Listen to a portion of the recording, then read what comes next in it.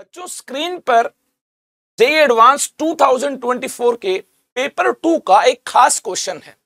इसमें खास बात क्या है? खास बात बच्चों इस क्वेश्चन में ये है, इस क्वेश्चन को अगर हम सर्च करते हैं कि कहां से है क्वेश्चन, ये एनसीईआरटी बुक से? नो, एनसीईआरटी में इसका सोल्यूशन नहीं है।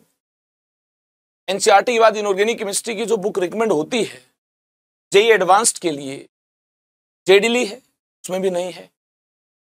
जेम्स ई हुई नाम सुना होगा, कोटा की मार्केट में काफी बच्चे जानते हैं इसको, रिकमेंड करते हैं। जेम्स ई, उसमें भी नहीं है। कैरी एल मेसलर करके एक बुक है, उसमें भी नहीं है।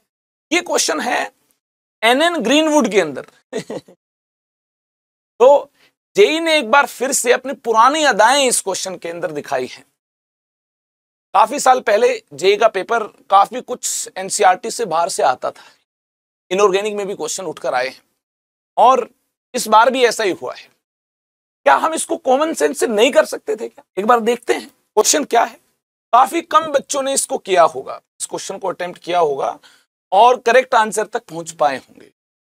जेईई के रिजल्ट के बाद देखते हैं, जेईई एडवांस्ड के रिजल्ट के बाद डेटा सामने आएगा कितने परसेंट भारतीयों ने इस क्वेश्चन को अटेम्प्ट किया होगा। The species formed on fluorination of phosphorus pentachloride, NN Greenwood. इस बुक का मैंने जिक्र किया है, नाम लिया है आपके साथ, बहुत बड़ी किताब है। एज ए स्टूडेंट अगर मैं आपको बोल दूं कि आप जेम्स ई हुई भी कर लो, जेडली भी कर लो, कैरी एल मेसलर के अंदर भी कुछ अलग चीजें हैं और एनएन ग्रीनवुड को कर लो, इतना टाइम है नहीं प्रैक्टिकली आपके पास। देखो दो ही चीजें हो सकती हैं, या तो आपकी टीचर जो है ना रिसर्च ओरिएंटेड हो, उन्होंने ऐसी चीजों को कवर किया हो, या तो ऐसा हो सकता है। ऐसा नहीं बोल सकते आउट ऑफ सिलेबस है, बिल्कुल आउट ऑफ सिलेबस बोलना गलत हो जाए। हाँ, ऐसा बोल सकते हैं कि जो रिसर्च ओरिएंटेड बच्चे हैं, टीचर्स हैं, वो जरूर इसको कवर करते होंगे, या फिर इसके लेफ्ट राइट की जो बातें हैं वो क्लास में जरूर डिस्कस होती हैं।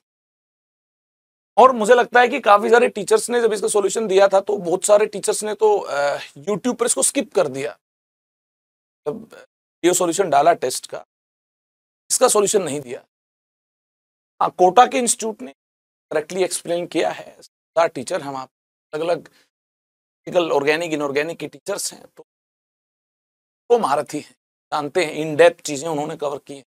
रिस्पेक्ट है भाई, जिसको नॉलेज है उसको सल्यूट है और उसकी रिस्पेक्ट। उन्होंने इसका आंसर बिल्कुल करेक्टली दिया है, कोटा के जो टीचर। देखिए इसका आंसर जो आएगा, फ्लोरिनेशन करने से क्या हो सकता है, तो PCl5 है उसमें फ्लोरीन जुड़ने स्टार्ट हो जाएंगे। कुछ क्लोरीन हो और कुछ फ्लोरीन हो, कुछ क्लोरीन हो कुछ फ्लोरीन हो। हाँ, ऐसा तो दिया नहीं है कि सारे ही क्लोरीन को फ्लोरीन से रिप्लेस कर दे। फ्लोरिनेशन करना है, फ्लोरिनेशन करना है तो कुछ क्लोरीन हो कुछ फ्लोरीन हो, और इस प्रकार से आयनिक स्पीसीज बने, अट्रैक्शन भी हो प्लस माइनस के बीच में। तो इस प्रकार की चीजें बननी चाहिए। अगर आपने नहीं देख रखा और आपने देखा है तो आप कंफर्म्ड होंगे ही। ग्रीनवुड में बिल्कुल साफ साफ मेंशन किया है कि फ्लोरिनेशन करते हैं तो टेट्राहेड्रल और ऑक्टाहेड्रल दोनों टाइप के कॉम्प्लेक्स बन सकते हैं। जी हाँ, टेट्राहेड्रल और ऑक्टाहेड्रल दोनों टाइप के स्पीसीज बन सकते हैं, बने होंगे। कुछ क्लोरीन रहे होंगे, फ्लोरीन रहे होंगे। क्लोरीन के बॉन्ड को फ्लोरीन के बॉन्ड से रिप्लेस किया जा सकता है। As compare to chlorine, fluorine का बॉन्ड स्ट्रॉन्ग होगा, छोटे ऑर्बिटल होंगे, तो फ्लोरीन आ सकता है, अनडाउटेडली फ्लोरीन आ सकता है। तो जो बेस्ट चॉइस होगी ऑप्शन 2।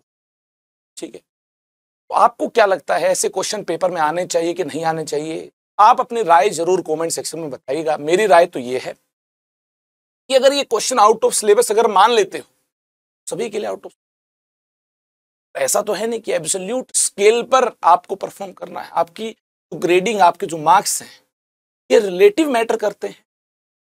रैंकिंग सिस्टम है, मार्क्स पर नहीं, ये रिलेटिव मार्क्स पर है, तो फिर चिंता की जरूरत नहीं है।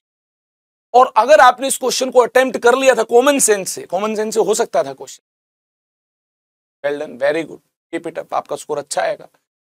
मेरा ऐसा मानना है कि जेईई को या तो सिलेबस अच्छे से डिफाइन करना चाहिए, डिफाइन नहीं क्या है फिर हमें टेंशन, क्योंकि अगर ये आउट ऑफ सिलेबस तो सभी के लिए आउट ऑफ सिलेबस,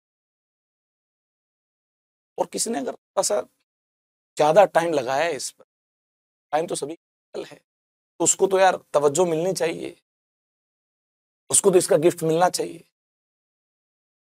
कुछ गलत नहीं है, मेरा ऐसा मानना है। क्वेश्चन आ गया, अब इसको चैलेंज करने पर भी ऐसा नहीं है कि जेई ग्रेस मार्क्स आपको देगा, बोनस मिलना स्टार्ट हो, ऐसा कुछ नहीं, देगा आंसर भी यही।